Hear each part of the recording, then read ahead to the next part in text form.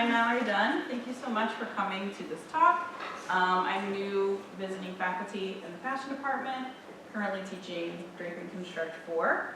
And I saw the opportunity to propose a critical conversation and jumped on it, so here we are. So this chat is titled Size Inclusion and Design Imperative, a look at the reality of consumer sizing and how our biases shape our views and practices. So before we get started, I always like to just give out this general rule that I like to follow in my classes, in my talks, in any workshops, etc., which is that size is a neutral descriptor. It is not positive or negative, bad or good to be any specific size or to have any specific measurements. We do not participate in any hierarchy of bodies, and we do not participate in any negative body talk, just so that everyone who comes into those spaces feels safe and heard and supported. Very quick little intro of my background. So I studied at both FIT and here at Pratt Institute. So at FIT I studied fashion design. Here I actually got the design, art and design education degree. And after graduating, I went back into fashion and worked in corporate fashion in the junior sector. Was an assistant designer, then an associate designer, then a technical designer. And in 2014, I launched my own inclusive fashion brand called Smart Glamour. And just a quick look of what that kind of looked like. So we were a direct-to-consumer e-commerce brand that made sustainable, customizable clothing for people of all shapes and sizes. This video clip is from our 2016 runway show. And then just some group images that I feel kind of show off the vibe of the clothes and the models that we had involved. And then just a little continuation on that. This is the kind of coverage and focus that I had with the company. So obviously just making a big splash into what I like to call accurate representation, and a lot of talking about fit and sizing and making sure that not only are things accessible to people, but they also fit well. So we are now going to play a quick little game. So I invite you to either write these things down on a sheet of paper, or you can also use your phone on your notes app. But basically, on the following slides, we are going to see a number of people all wearing the same simple fitted black dress that is custom made for them. What I'd like you to do is guess what size they wear. The options are extra small, small, medium, large, extra large, 1X, 2X, 3X, 4X, or 5X. They may also be between sizes, and there's going to be 21 of them. And then I also just want to always give the content note that all of these people have consented to folks knowing their measurements, talking about them. Their measurements used to be listed publicly on my website, so no worries there. All right, so every slide is going to go from left to right. So for instance, this is 1, 2, 3. So just quickly note, what do you think? What size does 1 wear, 2 wear, 3 wear? And then just kind of look up towards me when you're done, so I kind of know when to flop to the next slide.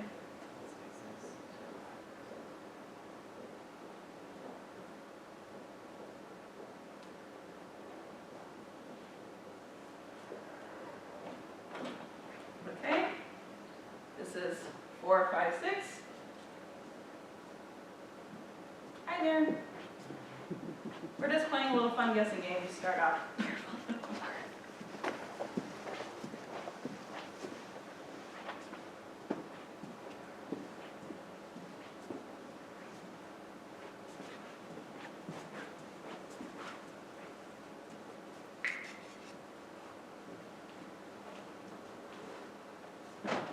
Okay, 7, 8, 9.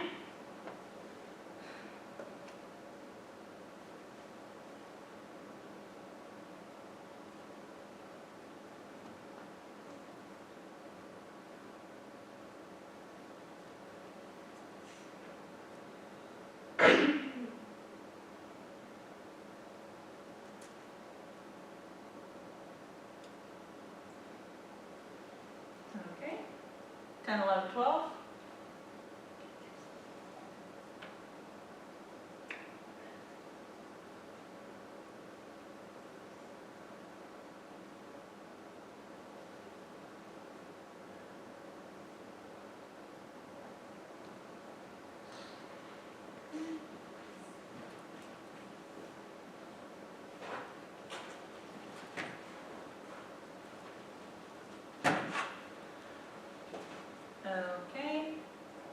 13, 14, 15. Okay.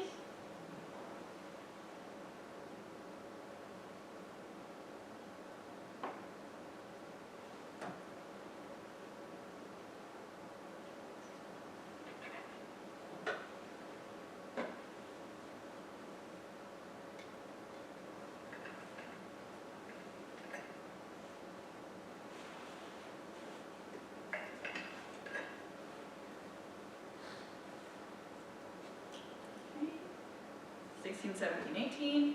Second to last slide here.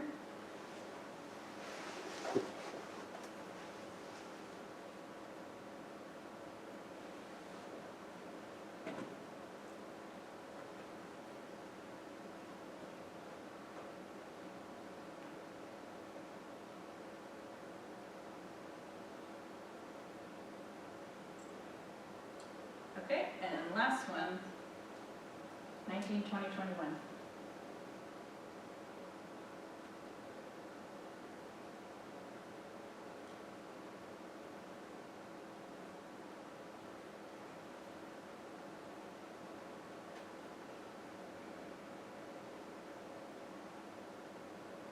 All right, so I'm going to tap back to the beginning, and I just want to hear some guesses quickly for each one, and then I'm going to let you know what's real. So, what do we think for number 1? 1? 1? Anyone? Did guess 1X? Tell them out. Extra large. Extra large. Anybody else? 1X extra large? Large? 2? Okay, she's a 2. All right. One in the middle. What do we think? Medium? Anyone who didn't write medium? Large? Medium also? All medium and larges? Okay, she's a medium. On the end, what do we think they're wearing? Extra small. Okay, so they are indeed wearing an extra small. All right, next slide, number 4. Medium, extra large, large. 1X. In the center, 5. 2X. Extra. Okay. In between a 1 and a 2. Number 6. Medium, large, 1, 2, 3. 3 is correct. I know this game always seems weird, and then we start going over it and it gets fun. Okay, number 7 here. Medium. Extra large. Medium, large, extra large. Extra large. Center. Number 8. 2X. Extra large 1, 2. She's a 2. 9. 2, large 1. She's a 1. All right, number 10. Extra small. Medium. Extra small, small, and medium. She's a small. Center is 11. Large. 3X. Extra large 1, 2. They're between a 2 and a 3. 12 on the end. 2, 3, 1. They're between a 1 and a 3. So bust and hip are 1, waist is 3. Then 13 over here. 2X. 2, 3, 1. So they are a 3, 4, 5. And 14 in the center. 2, 3, 4. 15 on the end. Like between the 2 and 3. 2, 3, 4. Also a 4. 16 here. Extra large. Extra large 1, 2. She's a 3. Center.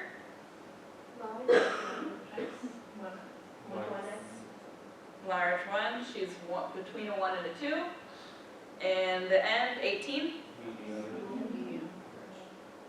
Small, mostly mediums, 1 large. She's between a medium and a large. And last one's 19. 2X. Okay. She's a 3. Center. Number 20. 2, 3, 4, she's a 5, and 21. Medium, extra small. Medium, small, medium. Small, medium, extra small, she's a large. Love this game so much. I have to say, that's what happens for 21 every time I play this game. Everyone guesses that she's smaller than she is because she's tall. Yeah.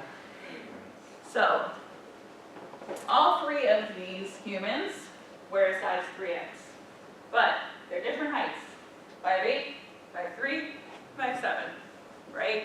They have different proportions, they carry their weight in different places, they have different cup sizes. All of those things are going to impact the clothing that they wear. And also, when we think about sizing on size charts, which we'll get to a little bit down the line here, every size is consisted of a range of measurements, right? So you could be the smaller end of the range or the bigger end of the range, and then a mix of those things, which is also going to impact how that looks. And then one more example. Both of these folks wear 2, but she's 5'2", she's 5'7". She's a little bit more hourglassy shaped than she is. She's also, in addition to being short, she also has very petite proportions. So the measurement from her shoulder to her apex, from her shoulder to her waist, are smaller as well, which is going to change the way that it looks. So I like to start with that game because I think, in general, obviously fashion students, fashion designers have a slightly different association and knowledge of sizes, but I think overall, we've all been kind of miscommunicated to a little bit about what sizes even look like on people. So I kind of like to do that as a starter to just kind of get us thinking about what even is a size, what can a size look like, what does a size look like. Is that the next one? Yeah, okay. So, some stats. In 2022, the U.S. apparel market revenue was $65.7 billion. That same year, 12.6% of it was for plus-size apparel, women's plus-size apparel. That equates to 19% of the total revenue. It's estimated that plus-size shoppers have $46.4 billion a year to spend, which means, oh, I don't leave that on there. I thought I did.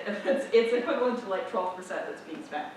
And then overall, 6% versus 3%, plus-size sales are growing comparatively to apparel overall. So like plus-size clothing is growing at a twice faster rate than clothing in general, all-encompassing. So, based on those stats, and especially for the folks who maybe don't know these answers, I think sometimes there's some people in the room who may absolutely know. If you're somebody that doesn't know for sure, I would love to hear your guess as to what percentage of U.S. women and femmes you think wear plus sizes, and men, and then also what size do we think their average waist measurement is. So first, what percentage of people do we think wear plus sizes? 60? Anybody else? Call some numbers. Or just like people in America? Yes. Adults in America. So we got 60, we got 40. Yeah, I think like 35, 40 over 35, 40, Like 55? 55, I'll say around 50. 50. Okay, and then what average waist size in inches do we think we got for feminine people, masculine people? 40. 40 inches? About 40, 45. 43? I would say somewhere 32, I heard? 36. 32 and 36? 34. Okay, 34 and 45. population, not just plus sizes. No, all the population, the average of everybody. I think 45. Keeping the number? 45. Okay. So, 67 to 72% of women and femmes wear plus sizes, and 70% of men wear plus sizes. Their average waist sizes are 38 and 40 and a half, respectively. 81% of plus size shoppers say that they would spend more money if they had more options. And 60% of women of all sizes say they have a hard time finding clothing that fits them. So, this silhouette is a true-to-scale, life-size rendering of the average U.S. woman/femme. She is 5'4" inches tall, and she has a waist of 38.9 inches. However, less than 1% of runway show designers make clothing for her. Take a moment. Does she remind you of someone, yourself, a loved one? Does she deserve access to clothes too? And these two pictures over here are from a gallery installation that I did in November, where I had this as a life-size cutout on the wall, so people could walk up to it and interact with it. So, another little game. Think of the most well-known, household name, big fashion brands or designers you can think of. Call them out. Who comes to mind? Mugler, Prada. Prada, Versace. Versace, Gucci. Gucci, My first thought was Sears. Sears. Okay, no, yep. I want all ends of the spectrum here. Think of, who does your mom know? Christopher and Banks. CJ Banks. Other big stores. Like Say Old more. Navy. Old Navy, Yeah. Kohl's, American Eagle. Target, American Eagle. Okay, so I asked this question to the audience that follows my company. And here's what we got.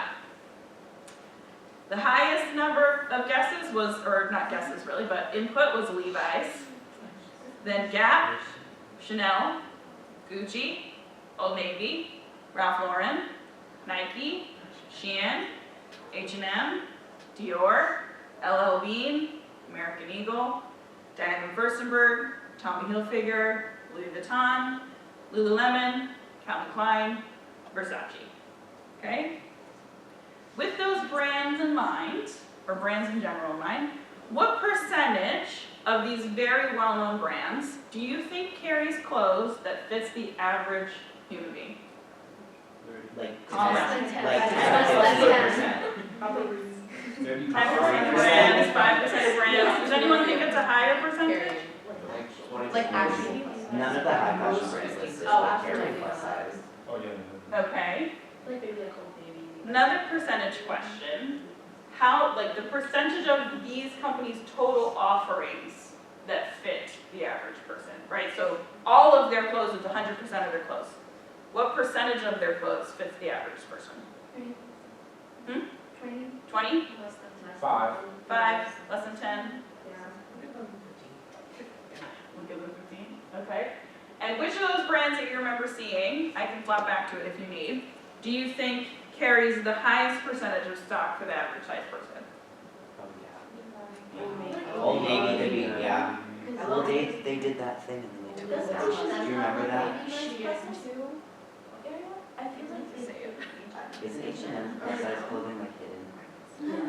I feel like they have, like I've been to the H&M, like they have sections for Tom. Okay. So, 61% of those companies make clothes that fit the average size person, which, in my opinion, still not enough, but much better than all the guesses in the room. It does make sense. Here's how that shakes out.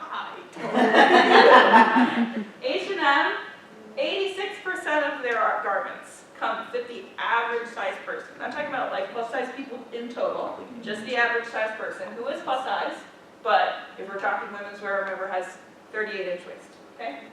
Then Nike, then Old Navy, then LL Bean, then Gap, then Ralph Lauren, Tommy Hilfiger, they're tied, Levi's, Lululemon, Shein, Calvin Klein.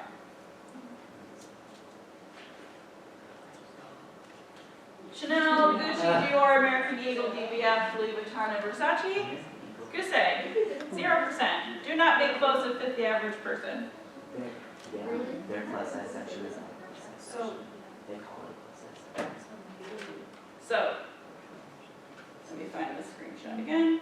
So I asked, the same people that I asked online, what are all the brands you think of, right?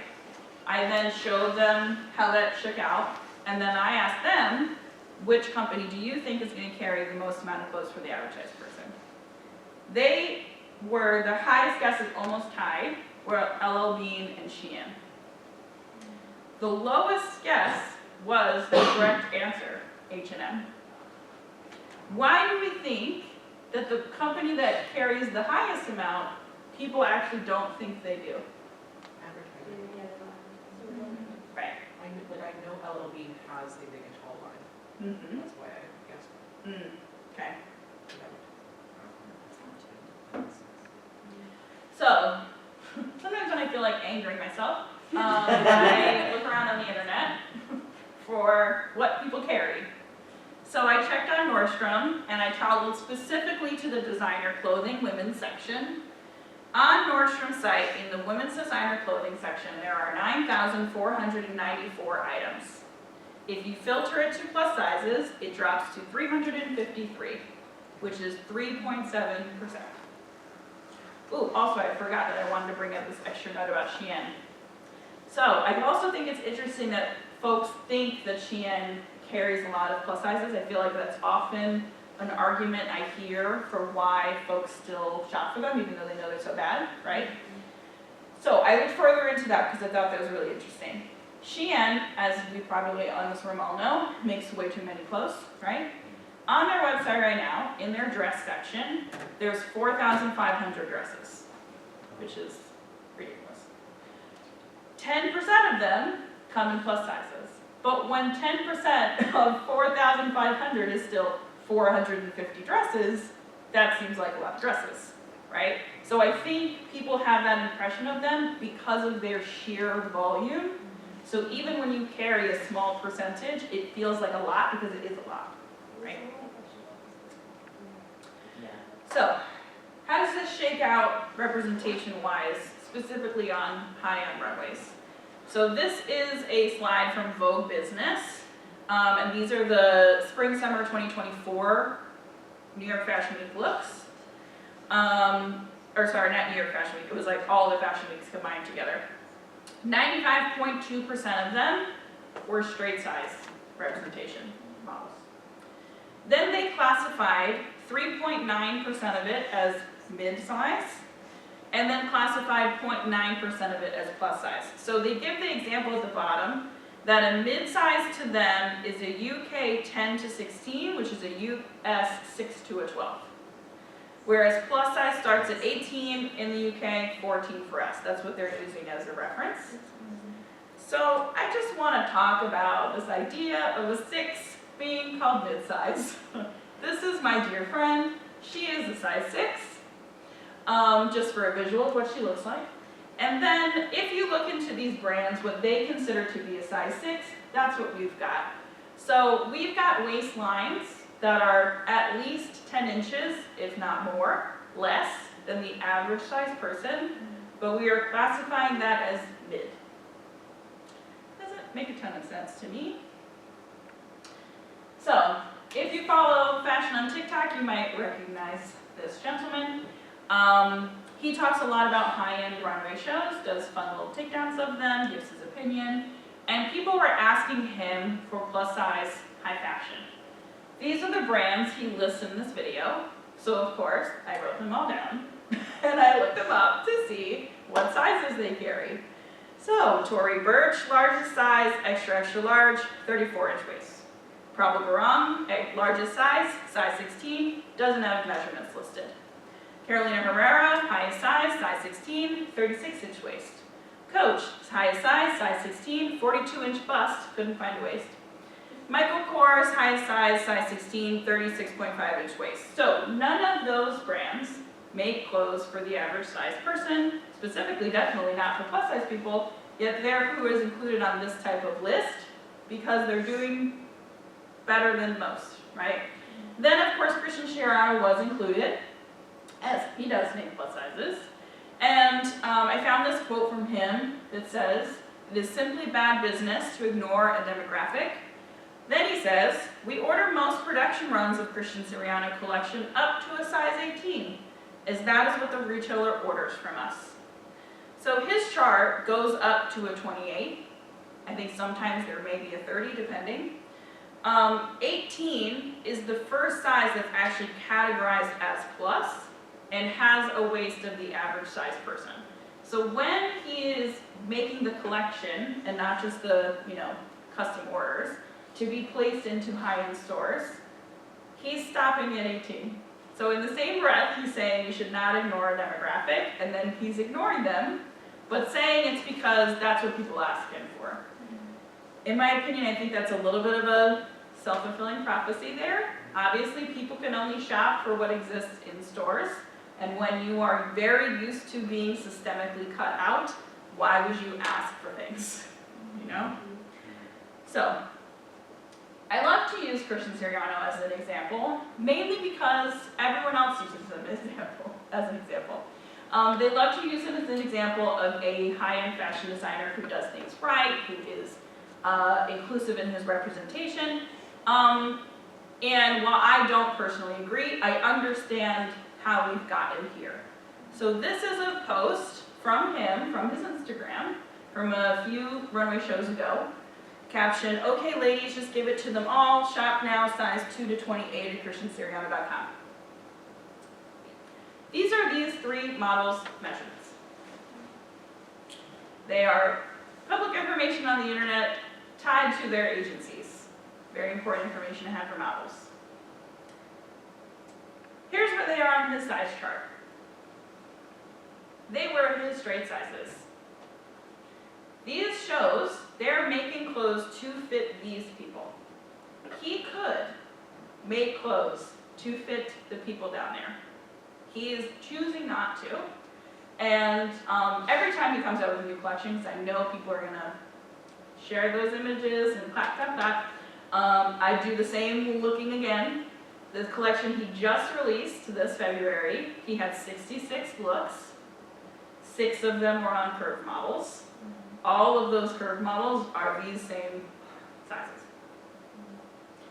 Yes? You're talking about what they were modeled on? Or Yes, on the runway, yes. Not that you can't order them in larger sizes, but what he's choosing to use as his representation, right? Now, so why do we look at this and think, representation, we've done it?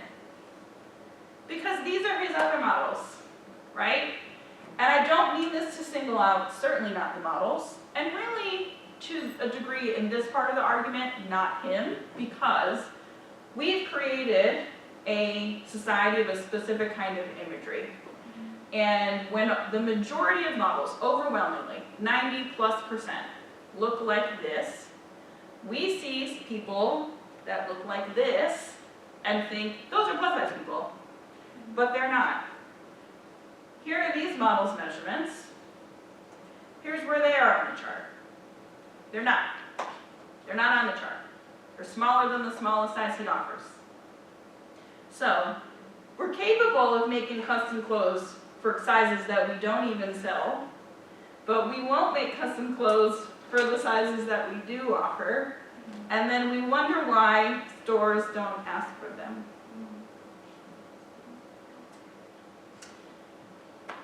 The last little bit about kind of imagery and how that affects us. This was a Vogue digital cover for December 2024, and the cover itself was called Fashion Gets Real, Creativity for Everyone.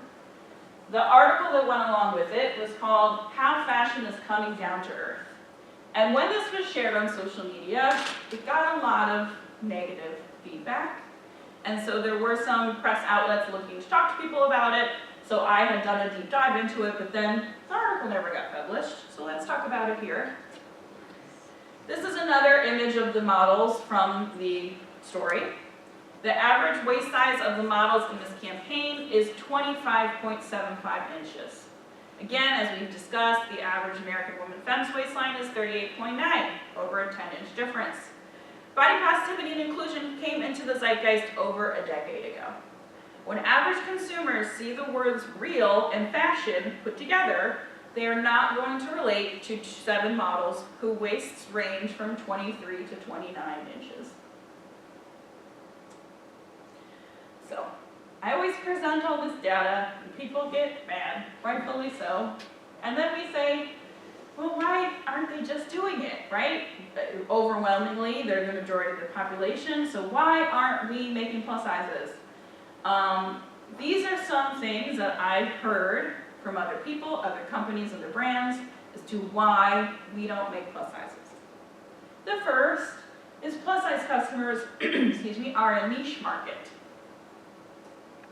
Definition of niche: denoting products, services, or interests that appeal to a small section of the population. Therefore, plus size customers, not a niche market. They are literally the opposite of a niche market. They are the market. Straight size people are a niche. Plus size customers don't want interesting or fun or stylish clothing. This is something I've heard directly from students. Well-meaning, kind students who say it with love in their hearts, and I can feel that. But they say, you know, well, I want to make really avant-garde stuff, and like plus size people don't want that. So, to that I ask, do we think all straight size people wear the same size types of clothing? Absolutely. Okay. And I'm glad that we agree, but I wanted proof. So I asked a bunch of, again, people that follow me, please describe your style in 3 to 5 words, personal style, and then tell me, do you wear straight size or plus size clothing? And I made 2 word clouds. Can you tell which one is straight size people and which one's plus size people? Biggest word in both of them? Same word. Comfortable. Other words that are big in both of them: colorful, classic, casual, vintage, chic, practical. The only way that I know which one is which is because I remember who said geriatric. So this is the straight size word cloud, and that is the plus size word cloud.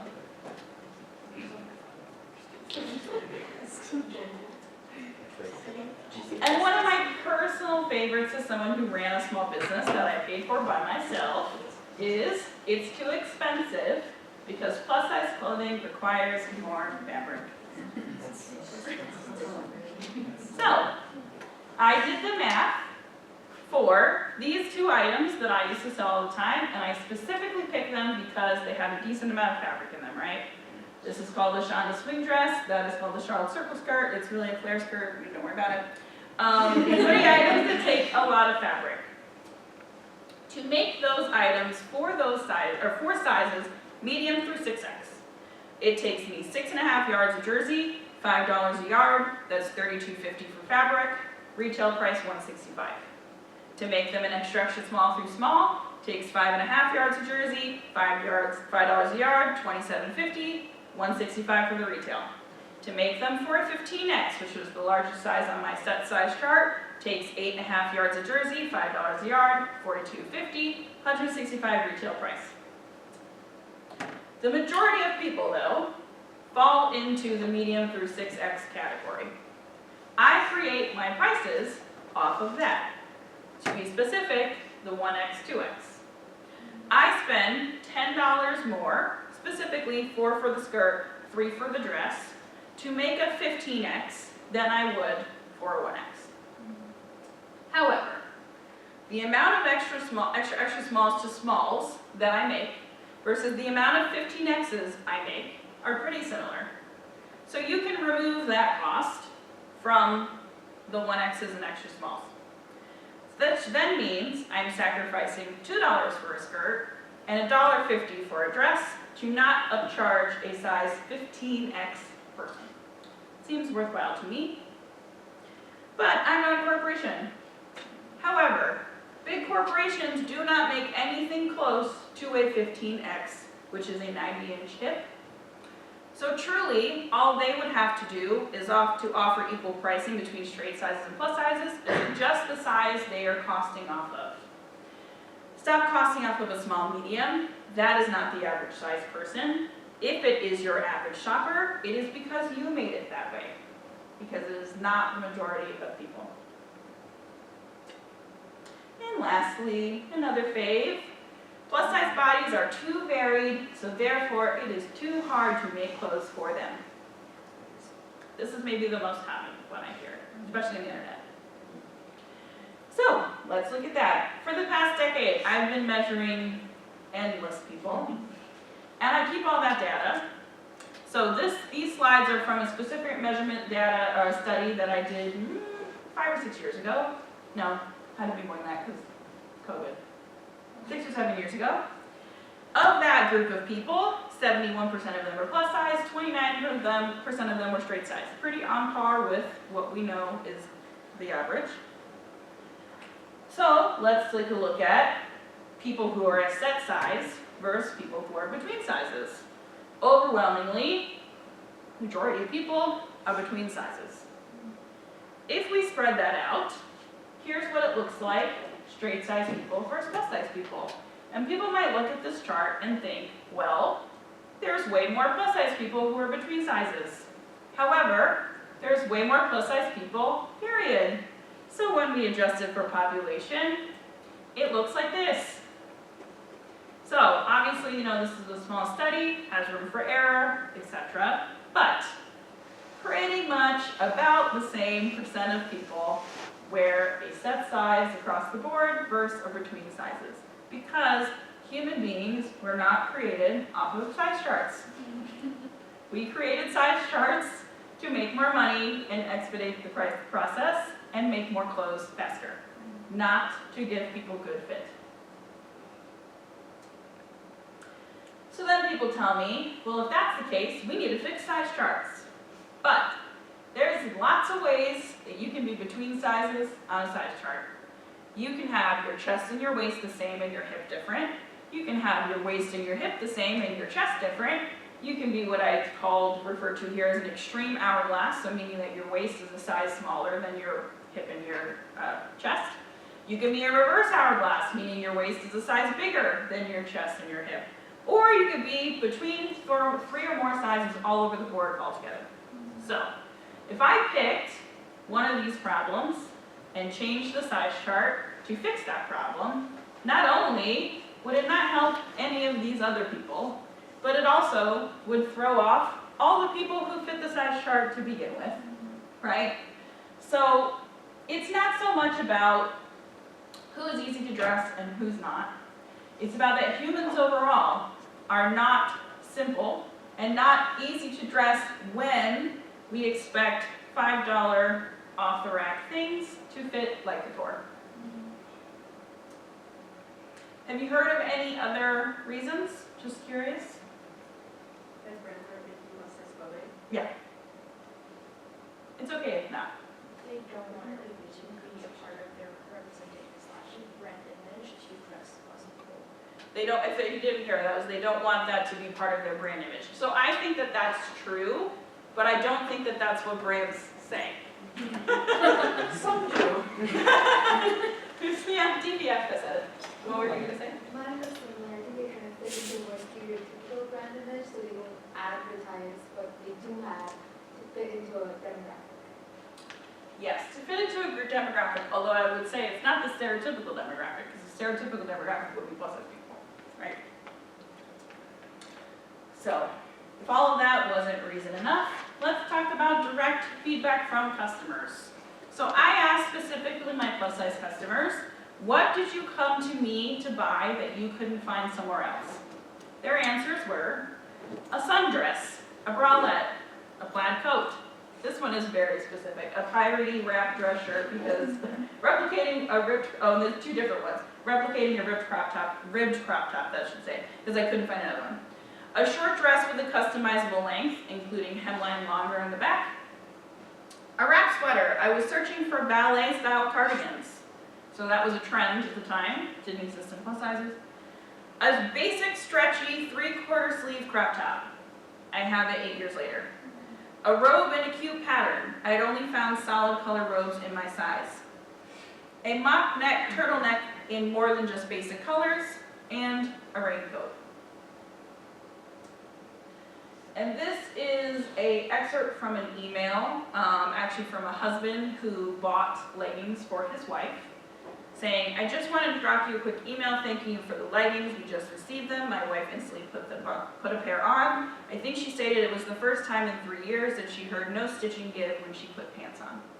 So this is somebody who wears the highest end of the spectrum on my size chart. This is somebody who clearly needs to wear clothes, we all wear clothes, and is not served. So she is used to shoving herself into clothes and hearing them pop because they're not made for her, right? Sure, she may be a niche portion of the population, but she still needs clothes, deserves clothes, and is someone who should be served. And then more feedback when it comes to representation. So representation on my website, on my social media channels, etc. It's obvious the models feel good, they are comfortable, they are having a good time versus being modeled to hide their bodies. I was just introduced to this line. I want to say I really appreciate the diversity along different axes, the models on your site, and the privileging of larger models. It's really striking and beautiful. I'm crying, oh my god, this has changed my life. I added a jumpsuit onto my order, did custom sizing because my body is a body, which I just have to say, I was going through and looking at what you had, and I just started crying again. Because seeing bodies that look like mine is so rare and makes me so happy to see people who look like me because I'm still afraid to have my photo taken. I love the idea of shop by using a model shaped like me, brilliant, that was a feature I had on my website. And then some quick emails. Came across Smart Glamour today an article about companies revolutionary plus size clothes that was in Forbes. I checked most of them out and I was disappointed. Then I came here, my heart is racing, I'm nearly in tears. As someone who's been in this 30 plus size category for a while, I'm used to being outside of most retailers, especially plus size retailers range. I am thrilled to see the variety of styles, colors, and sizes you offer. Thank you from the bottom of my heart. I look forward to ordering. I just need you to know that I happened upon your site today and I almost cried because of how beautiful I think it is. Every single site should look like yours. The diversity, inclusivity, absolute beauty, confidence, and stunning. Thank you for being a bold leader in an industry that can be so discouraging. Shopping is exhausting. You made it a breeze. Huge fan, can't wait to order, etc. And I just have to tell you, I was randomly looking for dresses and ended up on your site. I scrolled through, I found myself grinning, just smiling, looking at all these dresses on these bodies, and every single model is beaming. I love it. Thank you. So, all of this to say, if the fact that the people exist is not enough for you to be convinced, you're also making an impact on people, a real impact on people, because they are used to being left out. They're used to being not even considered. And then obviously sometimes very actively, directly discriminated against. And if that wasn't enough, let's look at money. So these are my sales by size. Highest percentage of items that I sell are in a 4X. Then a 6, then a 5, then a 3, then a 2, then a 1, then an 8, then an XL, then a 10, right?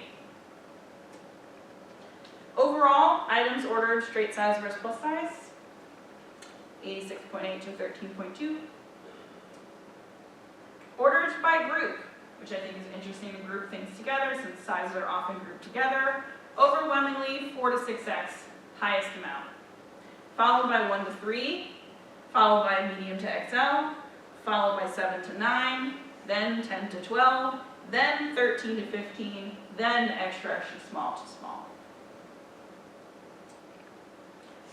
By dollars, obviously translates right over, highest is 4X,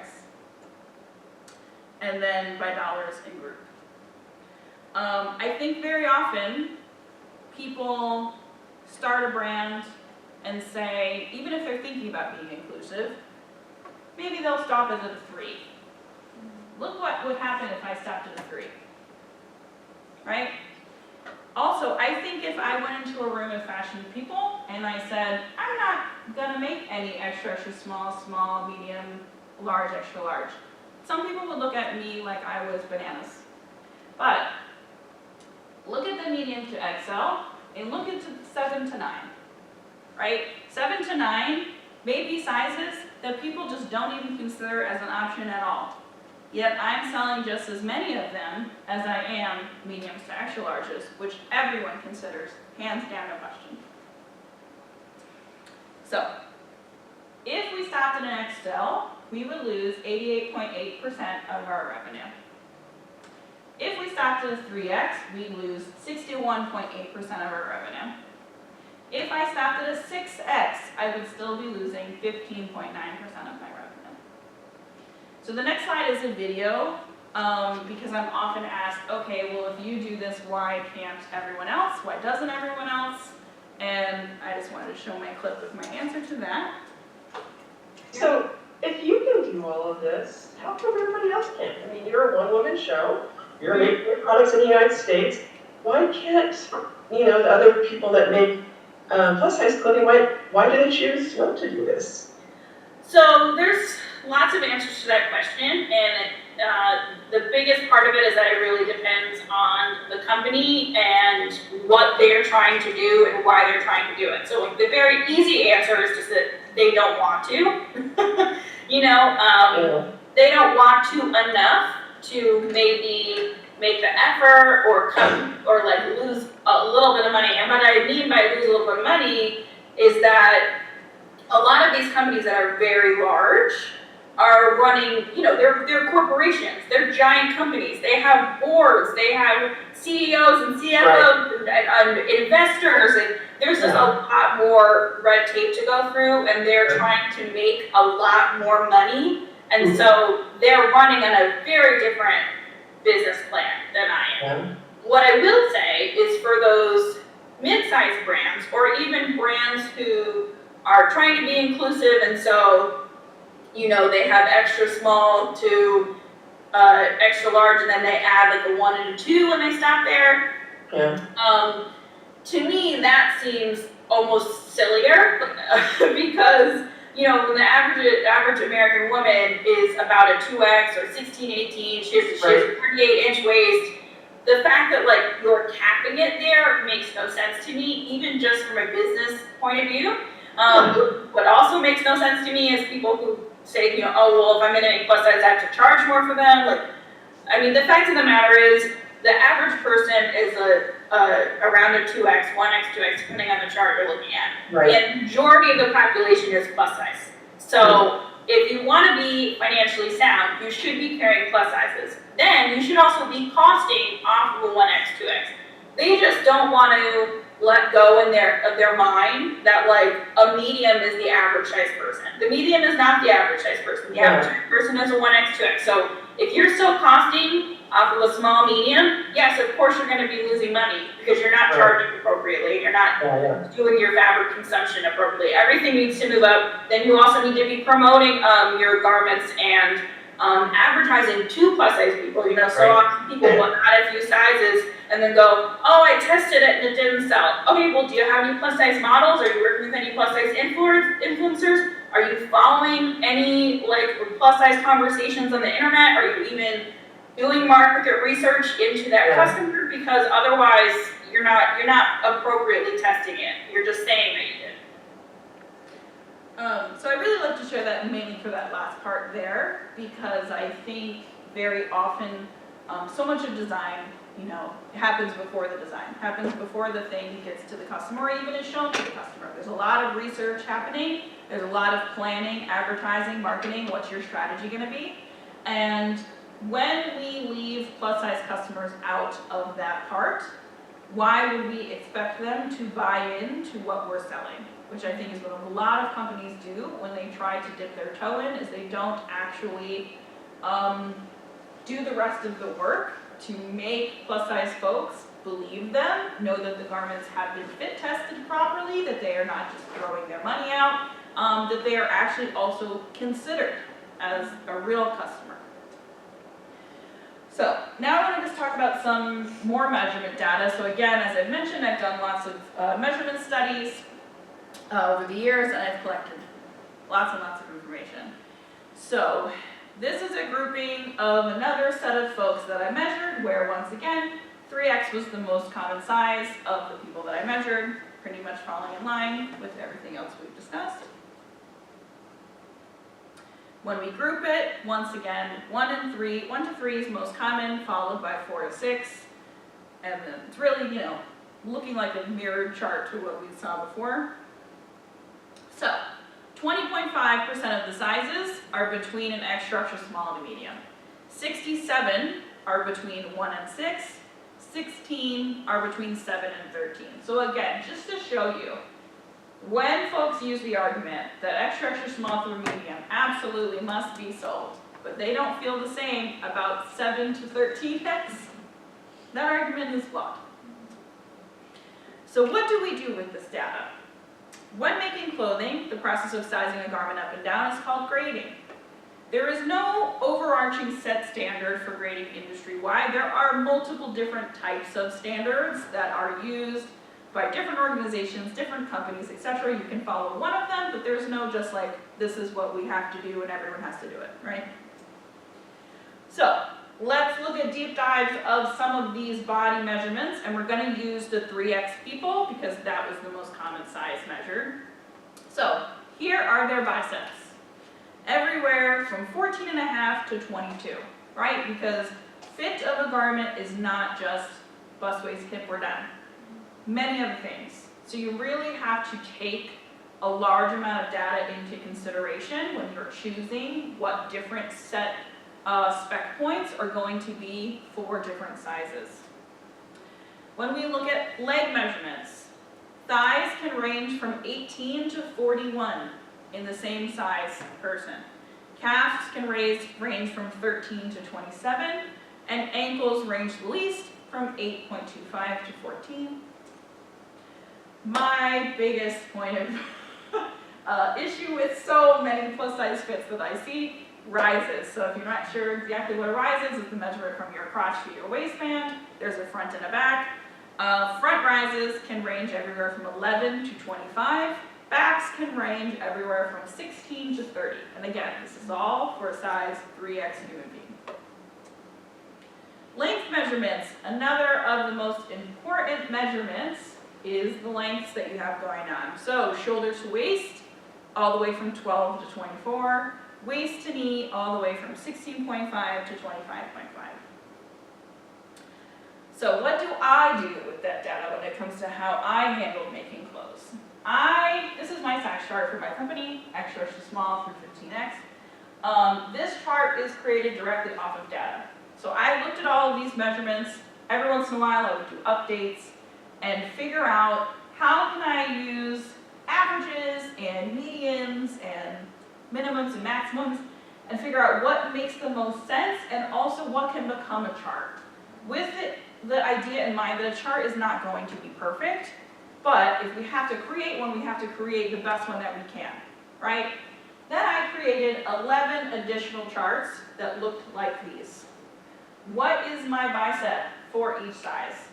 What is my high rise back and front for each size? Because my clothes were customizable. So I wanted my customers to be able to look at this chart, see where they land, look at these charts and know, based on the garment, do I need to customize the bicep or will it fit me? So when you're thinking about making a size chart, you have to take a lot of things into consideration. Who is your customer? How am I producing my clothing? How am I selling my clothing? How many sizes can I afford, right? We don't all produce clothes in the same way. So that is a big reason why sizing is not the same between brands. You think of every brand that you've ever thought of in your life, right? Every brand that exists. You can't, there's too many. And everyone makes clothes in different facilities, in different ways, for different customers, in different size ranges. So of course their sizes are going to be different. So if you're somebody who's thinking about starting your own brand, or maybe you're thinking about working in tech design, working in a section of design that has to do with sizing, these are the kinds of things you have to keep in mind when you're deciding what does size mean to you. Then, who is your fit model? And I keep this little sketch in here because I don't think everyone always realizes exactly how many measurements you have to take of someone for them to be a fit model. How many fit models will you have? What sizes will they be? How tall will they be? And then what is your tolerance, which is in a tech pack. Tech pack is basically a fancy spreadsheet that shows you all the different specs for the garment. And tolerance is how far off the garment is allowed to be when it comes to you before you say, do over. Okay? So, we're gonna move on, we're almost done here, move on to some action items, and I've grouped them by type of person. Some of you may fall into multiple types, only one type, etc. So first is for consumers, so anyone who shops for clothes. If you wear straight sizes, I challenge you to only shop at stores that carry plus sizes. Sometimes when I say this on the internet, straight size people get mad. And they say, that's too hard. Right. That's the point. Okay? If you wear straight sizes, reach out to brands that only carry straight sizes and ask them to expand. Show them stats to back it up. I just gave you a bunch. They also exist on my social media channels. You're welcome to take them for the use of arguing. If you're plus size, look for smaller businesses to support, shop for timeless classics that you will keep for longer, rewear them with pride, learn to mend your clothes to increase their lifetime. Also, that goes for straight size people too. For makers, so for designers, the sample size should be the average person size. Create a chart with that as the starting point and work out from it. Do your own research. Take measurements of customers, of models, of friends, of family. Keep track of them, pay attention to them. Create a size chart that is based off of data. Don't grade up blindly. This is another great argument I get into. I think a lot of people in the industry love the ease of computer-aided programming and go, ooh, I just want to go +1, go across the chart. That's not how bodies work, right? So take the extra step to think about the research and the data, the garment that you're making. You will get better fit, which will lead to less returns, also leads to less waste. And a big one, mean what you say what you mean. If you do not make clothing for all bodies, do not say that you do. I can't explain or stress enough how hurtful and harmful I have heard from people that it is to always be the exclusion when people use totality words. When people say everyone, all shapes, all bodies, every shape, every style, and then you go and it doesn't mean you, and then it happens every time you shop, it feels terrible. So do not participate in that. For educators, please include images of your plus size people in your reference photos. This can be hard. It takes longer when you're searching for reference photos because again, we're working within the system we got, okay? But when you can, please include them. Advocate for a diverse range of dress and pant form sizes. This is hard to do also, but we've got to do it. Educate your students on the reality of U.S. consumer sizes and dispel myths about plus-size consumers not wanting exciting or fun clothing. And 3, this is really maybe my most radical thought here, think critically about the use of the 9 to 10 head croquis. Encourage diversity in croquis bodies. This is a topic I could go on for a whole other speech, so I will keep it brief, but it does not make sense to elongate people in order to show clothes on them. That's not what real human beings look like. And for everyone, do the work to unlearn ingrained fatphobia. Find the roots of any negative opinions and biases you may have.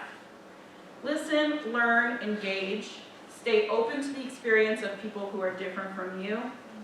And remove the hierarchy of bodies. Do not participate in negative self-talk. And do not equate fat with bad and thin with good. Any questions?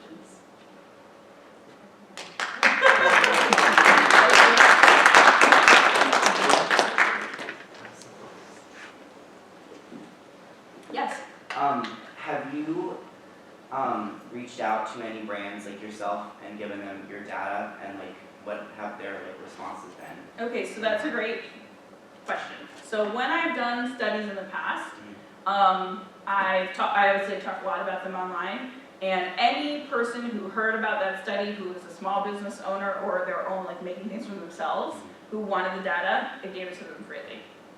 I have attempted to have those conversations with big brands and pitch that to them. So far, have not been successful in their interest of paying me for my time. Additionally, which I was going to wait to slide to, but I'll slide to now because it has to do with what we're talking about. I just finished working on a grant that I won at FIT. I also teach there. That was their diversity grant.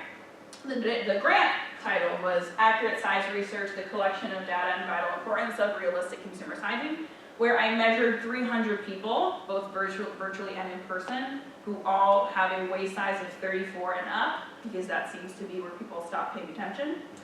I'm going to present it on April 11th at FIT. It's open to the public. If anyone is free on Friday evenings and would like to go, you're welcome to take a quick picture of this so you can RSVP at the QR code. So it will be a presentation of the data, and also like I have a little bit of data also around people's shopping habits and how they feel about sizes, what sizes they wear, etc. So you're welcome to come to that. In addition to the presentation, the video of the presentation and also the data spreadsheet with all the numbers are going to be archived in FIT's institutional repository, so folks can access them and use them. Yes? You like are working in education and you're teaching fashion classes. Have Yes. you like gone anywhere at all with like the dress forms? Because I think that it's so silly that that's the only thing that we learn on for like almost all of our like our fashion education. They don't even have like butts. I like. I agree. So I'm new here, right? This is my first semester here. I've been at FIT since 2020. I teach for continuing education, pre-college, and undergrad. The continuing education department very nicely started accepting donations of plus-size forms when they got them because of me. But the thing about them is they're all like hidden away in a locked room. So students have to know to ask me for them, or I have to bring them up manually to my classroom and then bring them all the way down at the end of the night. It's like not even in the same building, it's a whole saga. As far as the forms in our room, so that school works differently than this school. This school, you all have your own form. At FIT, no one has their own form. You just go into the room that you're in. The forms that are in there are the ones that you use. Our chair last year got a grant for more inclusive size forms. However, our chair is an art teacher by trade, doesn't really know anything about sizing. She just knew we gotta do something, and she didn't know me, and she didn't know who to ask. So instead of getting a size range that I would have suggested, she got a lot of 10s and 12s, which we already had, and 14s and 18s. She also did make sure that there is a masculine size form in every room, which at FIT, when it's a much bigger program, and menswear and women's wear are very separate from each other, so having the masculine form in every room that would typically be a women's wear room is a good thing. But there's only one or two of them in every room. Then it becomes a problem of getting students to use them. And I say this not, especially as you're to mostly students, not that students don't care, right? But that you work off of, again, kind of if you think back to the original exercises with imagery, right? You work off of what's available to you, what you see, what you take in. The first thing I do in every classes that I also do here at Pratt is I drape on a plus size form. We have a few plus size forms that are in a closet. I go and get it every day and I work on it and I put it back, right? So even when I'm not talking about it, I'm just making a subconscious effort that you see me, students see me working on a plus size form, period. Then, speaking back to FIT, when I teach, on the very first day of any class that has to do with draping, I give a little speech, very short, condensed, about the reality of sizes of people, and I slowly look around the room. There are other options here. If you have not used one, I strongly encourage you to drape on a size you haven't draped on before, and that works, right? Just suggesting it quickly works every time, and every size is used. Now, the issue is getting other people to do that. Because every room that you go into there has a list on the wall that says all the sizes that are being used. And when I look at them, when I go around classes, it's just 6, 6, 6, 6, 6, 6, 6, 6, 6, 6, 6, 6, 10, 6, 6, 6, 6, 6, 6, 6, 6, 6, 12. So we have room there. When it comes to getting new forms, I mean, I hope I'm not speaking out of turn here to say that the chair here, Lisa, agrees. She thinks that the dress forms are silly. They don't look like people, right? So I guess I would say take happiness, pride, optimism that you have a chair that agrees and we're open to conversation, and hopefully that's something that can happen. Again, I'm brand new here, so you know, I'm not storming in anyone's room and demanding we spend lots and lots of money on something, but I do think it's something that constantly needs to be in the conversation no matter what school you're in. Yeah. Any other questions? But do you still currently have your like clothing room? So yes and no.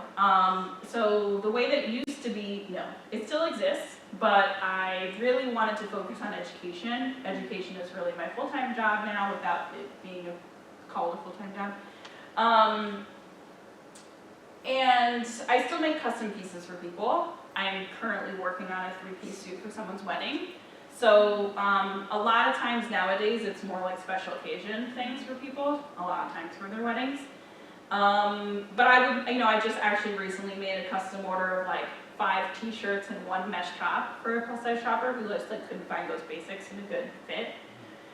So I still do it that way, but for a decade it was like, fall runway show, spring runway show, mini collections all the time, social media, customer service, direct to consumer, blah. And that I don't do anymore. Yes? So when you were starting out, what was the reactions that you got to having that like kind of brand where it's like so inclusive? Because I feel like it would be kind of like a shock, like you were showing, like so many people were positive, but was there any like overwhelming negative that you saw? Just like see like what the reaction was to that. So overwhelming, no. Overwhelming was positive. Yeah. I think in general, people want to see people they relate to, right? I feel like it's really interesting that a lot of feedback I get a lot is like, oh my God, your models are smiling, they look happy, they look like they're enjoying themselves, etc. So a lot of the feedback was that. I would say every once in a while on social media, of course I had trolls, people that hate fat people saying nonsense. One thing that I always suggest to people if you're starting a small business, and you want that to be small business to be inclusive, so therefore your imagery is going to be inclusive, you have to protect your models. You have to make online a safe space, which means you have to moderate your comments, right? Too often we see brands branch out, include people of all different types of people. May not just be plus size people, could be disabled people, could be queer people, right? And then they get attacked in the comments and the comments just live there. Absolutely not, right? Think about the person who runs that company who's there for profiting off of using those people's likenesses. Most of the time, that person is not a marginalized person. So you're using these people to make yourself look like you're inclusive, but then you're leaving them up for harm, right? Which is really, really bad. So highly recommend do not do that. A lot of times, I think the most common negative stuff I would get, honestly, I kind of would often also use as a teaching moment, which would be people would see the same dress. There was also one dress in particular that really got people mad. On straight size models and then plus size models, and they would make a lot of really gross comments about the plus size models in the dress, and I'd be like, do you like it on this person? If you like it on this person, you don't like it on this person, not the dress. And it was a dress that was like convertible, so you could tie it up a bunch of ways. So a lot of times people would wear it without a bra, and that's where a lot of commentary would come in. I think we're very used to seeing plus size bodies in fashion media, like smoothing and hiding and slimming and blah, blah, blah, and I wasn't doing that. So that was probably the most common thing that would happen. Yeah. Anything else? Yes? So of course everybody has different bone structures and body shapes and just how their bodies are structured, different curves and stuff like that. Yeah. But I'm also just thinking especially for America and just the food service industry, or the food, not the food service, but the food industry in general. We have a lot of just especially as we continue moving forward, a lot of unnecessary things in our food that cause obesity and overweightness. And I was just wondering if there's a relationship between the fashion industry and the food industry. If you could say anything about that. Sure, I have a lot of thoughts about that. So my first initial thought about that, and to conversations about that in general, is at the end of the day, everyone needs clothes, right? So whatever the reality of human beings that exist right now, they need clothes. Point blank period. And it's none of my business. I'm not a food scientist. I'm not a doctor to give my opinion on any of those things. I'm a fashion designer and I'm a teacher, so it's my job to make clothes for people and teach people how to make clothes, right? Secondly, America is not the only place where plus size people exist. Similar data exists in many other countries, even some countries that you think maybe not. I think that America has a stereotype attached to it that we have like the most amount of plus size people, which is just not true. There's many companies that have many countries that have similar stats of humans. I will say I'm reading a really interesting book right now by Lauren Downing Peters, which is called Fashion Before Plus Size. Really, if you're interested in this, really highly recommend it. And right at the beginning of the book, she talks about how we have to take a look at how sizing was created to start, and who was included and who was excluded, right? So at the beginning of 1900s is when we really started like measuring people, when scales were invented. We started creating size charts because we started mass producing clothes because of technology and also because of wars and also because of enslaved people, right? So we started creating size charts, but we only included certain kinds of people. And right from the jump, when we started mass manufacturing clothes, we separated plus size people, and plus size fashion was called stout wear. And it began at anything above 30 inches of the waist. And stout wear was pretty exclusively advertised the way that like weight loss products are advertised. That if you wear this, you'll look smaller. Also, important to note that at that time, 35% of people wore stout wear. So I think, sometimes when I ask groups, what percentage of people do you think were plus sizes? And I'll get answers of like 35, 40, right? That's what it was in the 1900s. I think we also have an idea that maybe like plus size people didn't exist back then, right? I mean, there's been plus size people forever. And yes, have people grown and changed over the past 100 years? Clearly, yes, the percentage has grown, right? But again, I just firmly believe that as a fashion designer, that you should clothe the people that are here and let experts in other fields deal with the other section. I did actually, the section where I asked if you had heard of any other reasons people don't make plus size clothing. So I've seen this argument rolling around online, hadn't experienced in person until I was teaching a small business class the other day, and I was touching on different communities that you could choose to include. And plus sizes were one of them. And one of my students asked, well, everyone is taking Ozempic nowadays. So, if everyone's taking Ozempic and people are losing weight, like, should we really be focusing on plus size clothes? And I was like, okay, I just let you know that 2/3 of people wear plus sizes. People can take Ozempic all day long. We're not erasing plus size people. Also, this is not the first fad diet that's ever existed. Fad diets have existed for decades. We never erased plus size people. So, we have to think about like, again, like I mentioned on one of the last slides there, we really have to relearn and unlearn some biases that we may have and like understand, even on a base level, the reality of humans and therefore how we should make sizes, whatever your opinion might be. Behind me then, Richard. Yes? Why do you think that brands are more willing to highlight people who are like people who are bigger but not necessarily plus size if there's such a large population of plus size people? I mean, the short answer is truly just because we live in a fatphobic society, right? So like all of these things tie back to fatphobia, classism, racism, transphobia, et cetera, and I think because we've trained, and by we I mean fashion industry has trained the average viewer of fashion to see straight size runway models as straight size people and curve runway models as plus size people, that when we then move to advertising, print ads, catalogs, etc., we're continuing that path and living under a fatphobic lens, right? So we want someone who looks curvy, but not fat.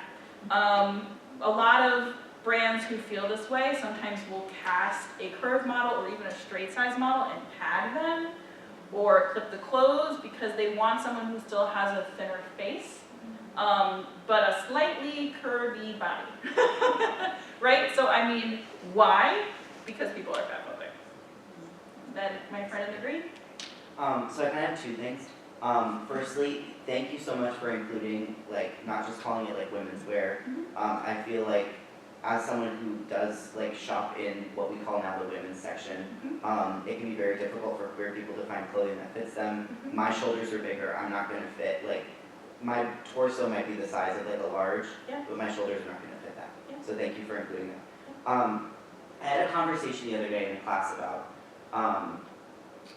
how like plus size clothing was almost like a trend for a little while, and I feel like we're going out of that, like with the whole thing of like Old Navy had the jean sizes that were growing, and then almost immediately they cut right back. Yep.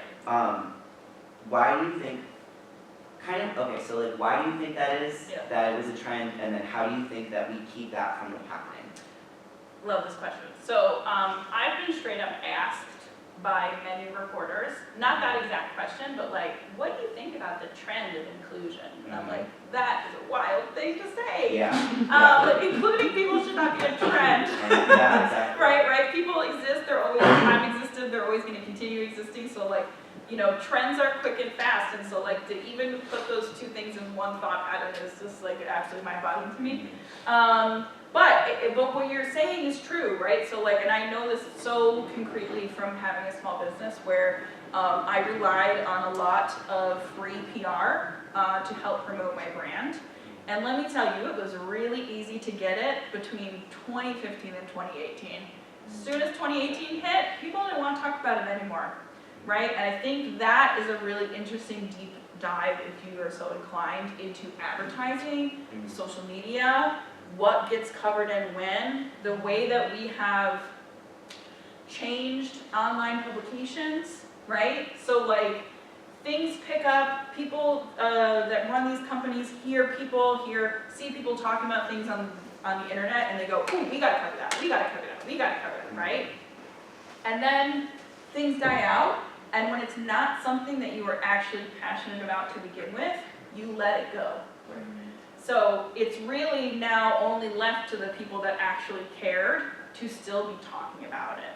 And I think that's also a really big conversation that was happening on the internet, similar time, because when body positivity as a concept became so popular, it also got very whitewashed, very thin washed, very someone my size like making a fold happen and be like, look at me, you know? Yeah. Right? And like body positivity is a direct result of fat acceptance and radical fat movements that happened in the 60s and 70s. So, you know, that's just a long-winded answer to say that like things in general become trendy and we pick up on them, we societally, and then once they're no longer hot to talk about, if you don't truly care, you let them go. And so that's why brands have then followed suit, because they didn't truly care. They were doing it because everyone was talking about it, but now no one's talking about it, so. Yeah. Yes. You first and then you. Yeah. In the needs of mass production, if you're looking at 3 different models, all 3 are served at different proportions, different height, how were you able to produce or cater to them in a way that the clothes actually fit? And was it any different than how you would make normal garments? Great. So to answer the real correct answer to that question is I created a new system, right? So when people were shopping with me, they could look at my chart and go, I'm closest to a 2, great, I'm gonna take a 2, whatever. And I made everything to order, right? Or they could take that 2 and say, I want a long sleeve instead of a short sleeve, pay $5 more. Or they could say, well, I need this 2, but my bust is a 3. And I would change the pattern as I go. Or, so that was like a la carte customizing. Or they could pick a more expensive add-on and type in anything they wanted to their heart's desire, and I would fully customize the thing. So I created that system in 2014 because I am aware that mass manufacturing fails a lot of people, right? And as a small business owner who has the knowledge of pattern making and sewing and braiding, and interest and ability to solve that problem, that was my solution. However, I do a lot of freelance tech design work, and I do it for people who are not gonna have a company that way, who just want to do you know, it's made, you buy it at the end. Which is fine, if that's how you wanna run your business, great, many people run your business that way. What you have to do is, first of all, understand from the jump, some of your clothes are just not going to fit people well, and they're going to return them because of it, and you just have to accept that. But what you can do to set yourself up for less returns is, again, use a lot of data when creating your size charts and creating your grading. And think about those things in correlation directly to the types of clothes you're going to make. So very quick anecdote. I specifically was the tech designer for a company called Joy Toast, which is a Chicago indie inclusive brand, which now she's really pivoted more towards not clothes, home accessories and stuff, but she launched with 2 garments, an oversized button up and a loose fit like short that had both elastic in the waist and a tie. And she chose those garments specifically because she wanted to make them as inclusive as possible. So when we were making her size chart, and her size chart is not the same as my size chart, even though I made them both. Because first it's about how many sizes can you make at the production factory that you chose with the amount of money you have. Then it's about, okay, what do we want those sizes to mean? And how do those decisions of like the size measurement ranges impact those garments? When you're making things that have a looser fit, they have more wiggle room to accommodate more people, right? So you can have a wider range of body measurements in your chart. My chart has a much smaller range of measurements because my clothes run the gamut between fitted to loose to this to that. So I had to make sure I was being much more specific than she was. So again, it's just about making really smart decisions, then being aware of your reality of how those decisions will work, and then being really transparent with your customers and offering education to your customers, right? I think another big thing that lets a lot of fashion companies down is that we do not stay transparent and free for education of our consumers. So a lot of people just, you know, either don't really look at a chart, don't measure themselves, buy 3 sizes of something and pick the one thing and send everything back, right? Like all those things are things that you can approach as a brand in the stuff that you put out to the people that are following you. So my company was just like endless information, conversations. I was constantly asking people like, when's the last time you got measured? How do you feel about it? If you haven't been measured, why not? And then like having those conversations with people. Also putting out videos of how to measure yourself by yourself or if you need help. You know, just like really changing the way we think about shopping, which is, it's a big endeavor. It's not a quick fix, but if it's something that you are passionate about, it's worth doing. And then my friend right behind you. I'm also just intrigued like what the relationship is between like just like sizing for clothing and also age as well. Like just like through this like Q&A session, like I'm realizing like specificity is like for like your brand is like very important. Yeah. Like being as specific as possible, knowing which like demographics you're trying to reach. Yes. While still trying to be like size inclusive. Yes. So I was just wondering yeah, I don't exactly know what my question is. Like, It's just okay. like what the like relationship is between like sizing and age. Because like our bodies change a lot throughout our lifetime. So. Yeah, I think that's an excellent point. When the data that I did that I'm going to present in April, the 300 people, there was no age limit. So, and I actually didn't even ask anyone's ages. So it just included anyone and everyone. They just had to be 18 and up. So if you really wanted to have a very specific answer to that question, like that would have to be a research project that's done, right? Where you measure a lot of people, maybe even people that fit in the same size but are different ages, and see how bodies and proportions fluctuate over time. I mean, if you really wanted to get into it, you could pick a set of people who are going to let you measure them over and over along the course of their life, right? To like really see what happens and then see if there's any correlations. But I also think that that question and concept doesn't exist in a vacuum, because while we are also fatphobic, we are also ageist as an industry, a fashion industry, right? So like, older people are just not included. And like, they're not thought of, they're not focused on as the consumer. So I think that there's just like an endless world that you could really dive into there.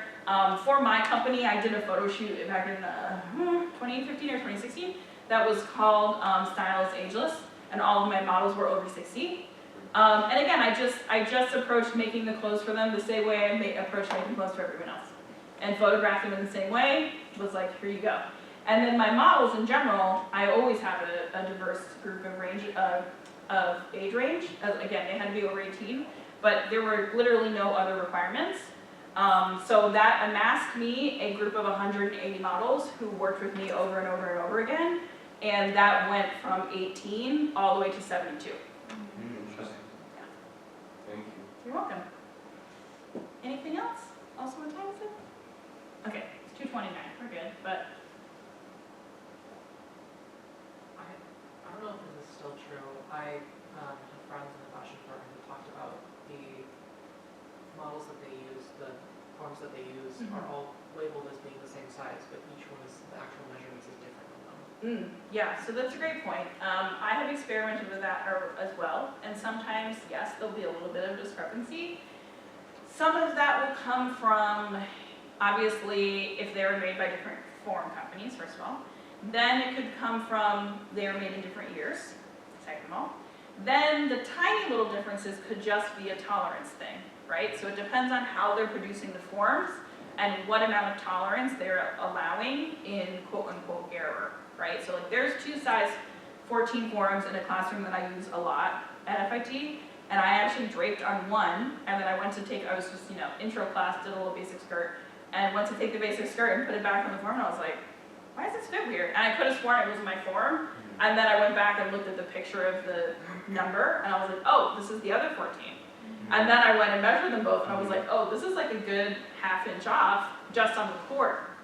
And that's why it wasn't fitting. But a ½ inch off on the quarter, maybe 1 inch off all the way around, which when you're fitting something in muslin with no stretch that's fitted, gotta make it that doesn't fit anymore. So, I also did think of, and I forgot to say before, when we were talking about how the forms have no butts. I did just have a conversation with Christina the other day about forms in general, and about if we were to buy more plus size forms, where should we buy them from? And I suggested Alvanon as the company, although they're very expensive. They are the forms that look the most like people. Especially, I really love looking at their children's forms because they all have a little like tiny child belly, which is just like, so cute and realistic. And I'm just like, why can't the adult forms look like that? But so yeah, I mean, conversations are happening. I think also once you start working in a system that's not the one you built, which is new for me relatively, you have to understand that like things take longer than you want them to. Yeah. Yes. Do you know why the dress forms are shaped like that though? Because even if you're talking about like this is like a size 8 and like we should be draping on that, like they don't look like a person like whatsoever. Yeah. Like they just don't. So like why? I don't know, but I mean you have to look at dress rooms over time, right? And actually, if anyone has not yet been to the new FIT museum show that just opened, Cabinet of Curiosities, Fashioning Wonder, there is a super, super, super old dress form there in the exhibit, like as a thing itself, as an object itself, that's all wire. So like before we started covering dress forms in fabric, they were just like these almost like wire skeletons. So I think again, that would be another like very interesting thing to look at if you could find the research of like when it shifted from wire to starting to be covered. And actually also another professor at FIT named Larissa King, who specializes in intimates, she just posted a slide the other day on her social media of like different body shapes that were like the it body shape to have of different centuries, and how people would have changed body forms to mimic that, right? Because like so much clothing in the like 1800s, early 1900s, like shaped bodies to look like something else, right? You're like piling a million things on. You're wearing a bustle, you're doing a thing, you're doing a corset, etc. And that is to mimic a body shape, right? That we decided was interesting and beautiful. And I think that then also did impact forms, because if you're going to make clothes, you want to make clothes that fits that shape. Yeah. So. Yeah, great question.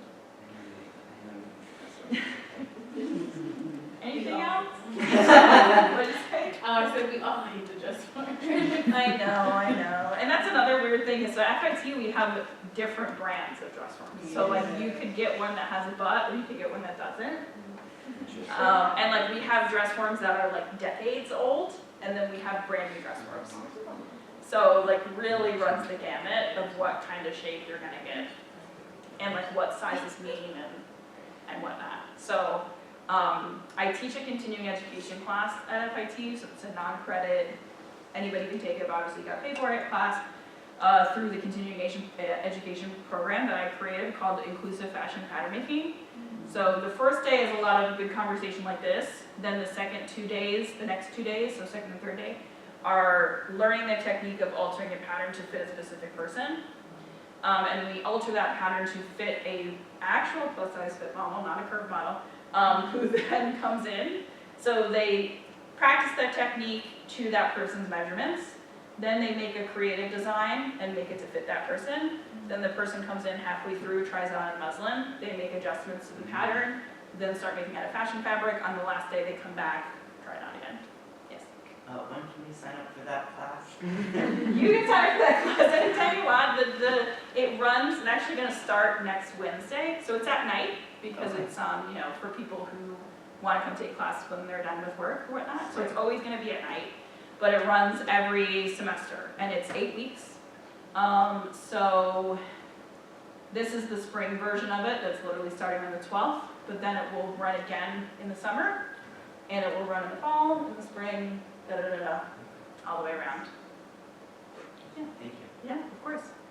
And I'll clap back to this slide just in case anyone didn't get that before. Anything else? Would you be able to, like, do you think at some point Pratt may be able to like offer like a similar program with inclusive pattern making and like design? I mean, I would love to. I literally just found out before this started that there is a plus size elective. Does that still run? Do we know? It doesn't. Okay. All right. Listen, at any moment, I have a to-do list of many things I'd like to make happen. It's all just about, timing and the people who are in charge of those things. But I mean, that course is my pride and joy of the course. And I would love for it to be an extended full class that even went a little bit further and beyond what it is. Also included some conversations about design. I mean, I think it's a little limited, A, because it's only 8 weeks, so it's not a lot of time, and B, because it's a part of a continuing education program that anyone can come take it. So I'm very much dealing with people who are at lots of different entry points and skill levels.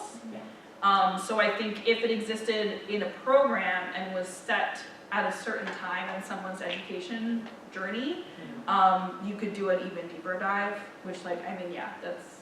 I not only do I think that's like an amazing program to have, but like incredibly important when working in the fashion industry. Yes. I think that like it's not really like shown enough. I agree. And I'm personally very grateful to be in a school that in the fashion program, we want to have this inclusivity because there's a lot of places that don't. But it's so important, and hopefully that could happen, whether it be summer program or whatever. Yeah. So. Yeah. So another thing that I try to do at any places that I work, I mean, it's the reason I'm doing this, right? For instance, is I try to find ways to insert this knowledge that doesn't have to be a whole class that gets approved and a whole thing, right? Because all that stuff takes a long time. So for instance, another thing I do at FIT, I teach, so at FIT, all the construction classes are separated from each other, meaning draping, sewing, pattern making, separate classes.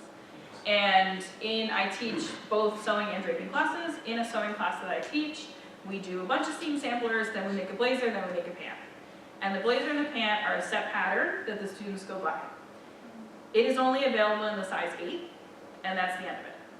And the first time I taught it, I was like, that seems not great. And I asked, can we at least give them a size option? And was told no. So then I told my students and was like, if I held an optional free workshop on how to alter your pattern, would you come? And they were like, yes.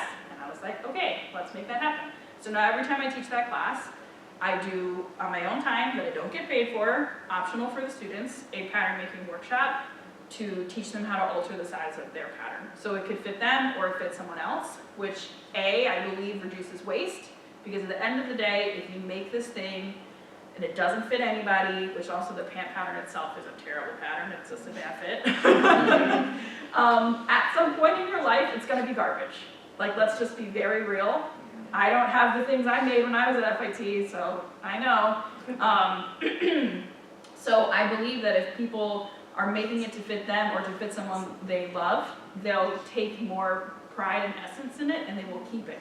So it's both an inclusion ask, but also a sustainability ask, because we're gonna reduce waste. Do you think you might be able to do that? So I will say, when I came up with the idea for this chat, when you propose a critical conversation, there's a whole little form you fill out, and part of the form is like, what department are you working in coordination with? Do you have a chair that is in support of this? So I had a meeting with Lisa, I proposed this to her, and I gave her 3 options of different things that I could do. A talk about the intersection of size inclusion and sustainability, which is something else I'm really focused on, this talk, or a pattern maker workshop. And she and I agreed that this was the thing that was probably the most needed and the most straightforward and could be for the most amount of people, and so that's what we went with. But it doesn't mean that the other things are off the table from happening. The pattern making workshop is, I'm also a staff member, that's more of a stipend kind of thing. Okay, So I don't know what the fashion department does for stipends, but you should ask. okay, cool. Thanks for the insight. I did want to add, so I've been doing clothes trainings. Okay. Because I also am, trying to change the education system Yeah. to be more inclusive and use plus size mannequins just to start out at. Yeah.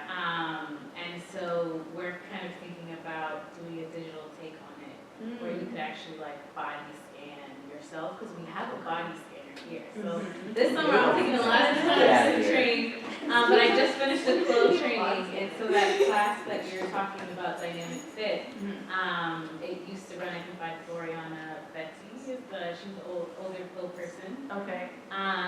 So that might be happening for fashion design. I don't know, I don't think it's coming in the fall, but definitely in the next, because it takes time, right? Right, absolutely. So either that or incorporating flow into the curriculum that we have now, so. Okay. But that would be a I digital promise you- version, right? Yeah, like more so the clothes stuff, and then, because I'm also trying to figure out like how can we get grants to get larger Forms. Yeah, for like freshman use. Yep, So- let's work on this Is together. Flow the, like the online, pattern making thing, or? Yeah, Chloe is just a 3D kind of rendering program where you can pattern So make, you expensive. can visualize, there's lots of things. We have a full licensing, which I'm gonna talk to you guys about after doing this training, I know all the details. Okay. But, yeah, so we're working on things, it's not that we're not, it just takes time. Like, I've been here almost 3 years and it's taking this much time, so. And we had a new chair who was more adapted to it now. Yes.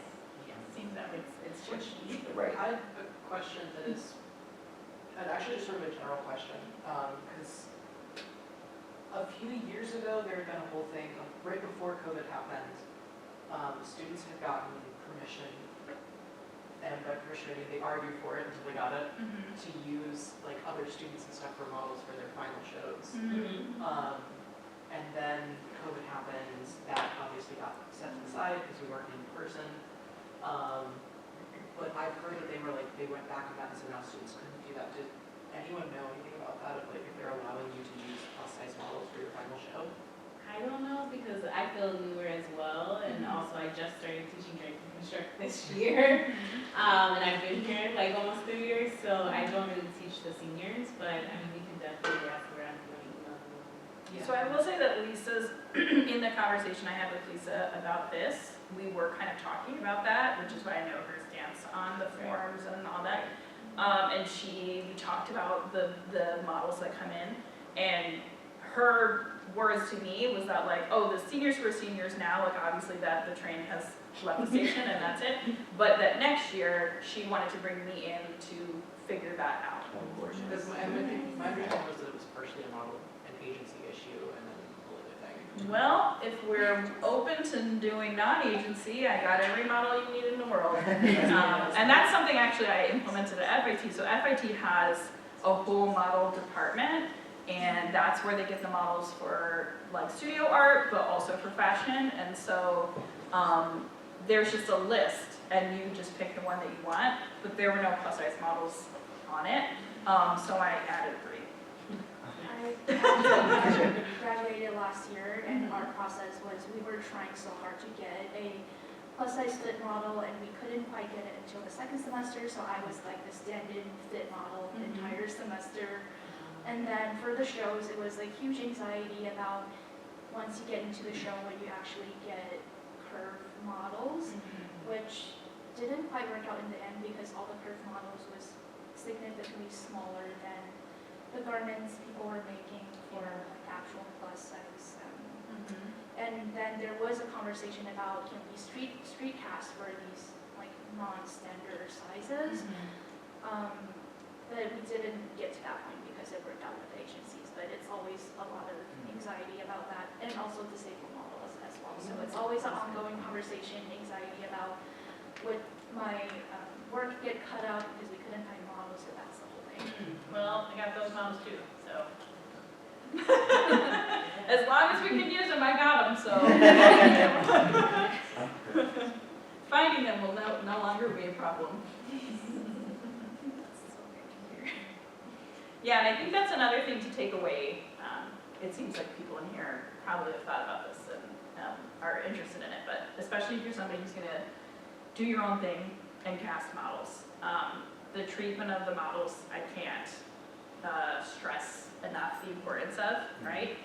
Caring for them, not just online, but also in person, making sure they know exactly what to expect, how long they're gonna be needed, making sure that there's proper seating for everyone, make sure that you are only keeping them as long as you need them, you're letting them go as soon as they're done, you're paying them equitably, and especially as a startup, like, you're not gonna just immediately have tons and tons of money to pay people, and I think that that's okay as long as you're incredibly transparent about it and people agree to it, and like you keep everything written documentation, you know what I mean? Like when I started, I wasn't paying my models money, I was paying them in trade. So it's really up to obviously the person to be okay with that deal. But I will say, you know, this many years later, I have a group of 180 people who work for me over and over again because they know that they're gonna be respected and protected and uplifted. And it's also just a really wonderful way to build community. Like they're all friends with each other and it's just beautiful. And every time they see each other, they get excited. And you know, I created an online space for them so they can all stay in touch. So, you know, I think that's something that really needs to be focused more and more in fashion education is that like clothes are for people. So we can't erase the people that wear the clothes. And that also includes models. Models are also people, they're not hangers. So we need to, even though we're trying to show our vision, we are showing our vision on a live person, so we have to take their needs and feelings into consideration. All right. Thank you so Thank much. you.